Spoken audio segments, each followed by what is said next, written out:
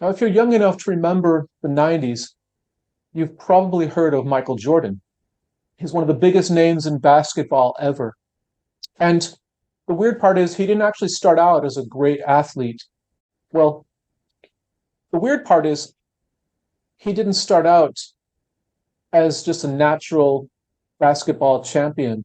He tried out for varsity in high school and didn't make the varsity team until his junior year.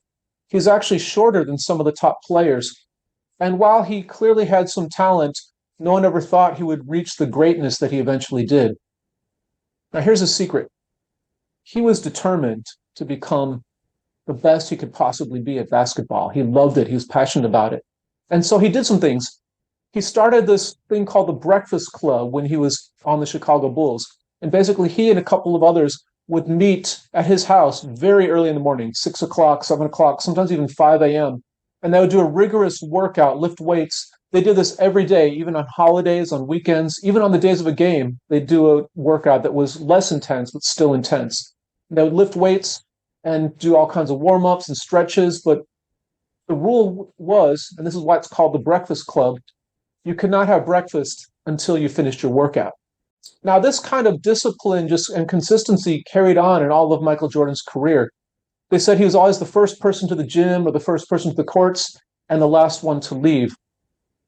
At the end of a training, when people went to the locker room, even after a game, when people were celebrating after a victory, before he would go back to the locker room and change, he would go back out to the court. And sometimes he wouldn't allow himself to leave until he had made 100 shots in a row from various points on the field. So all this kind of extra training and extra effort led to him becoming an MVP in what's called the trifecta. He was the most valuable player as an all-star in the regular season and also in finals. And in the 1997 to 1998 season, he scored more than any other player.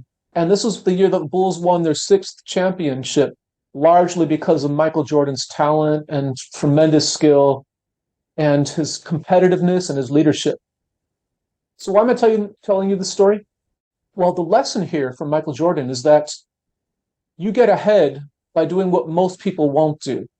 He practiced and trained a lot harder than even some of the best professional basketball players, and that's how he got ahead.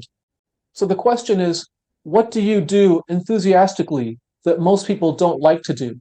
I say enthusiastically because that's a critical part of this.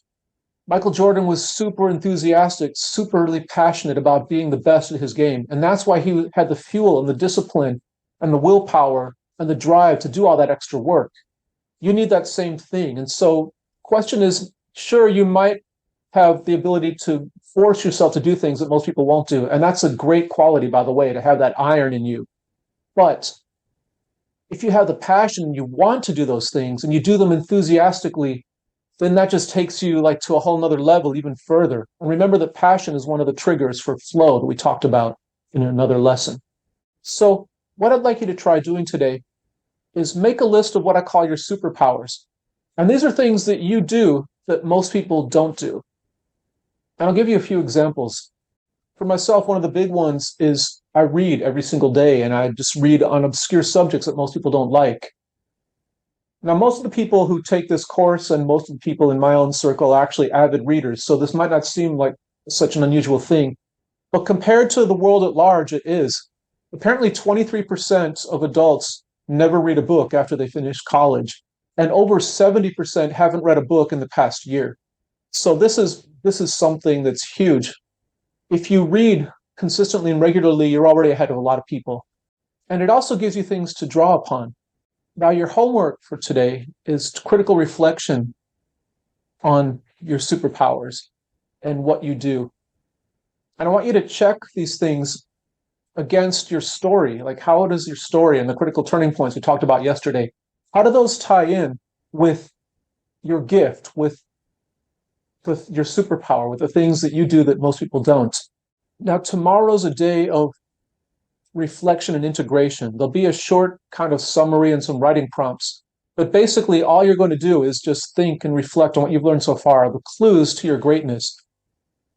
And then after tomorrow, we're going to jump into actually finding your Ithaca, which is a really cool part of this quest. It's kind of the core of it.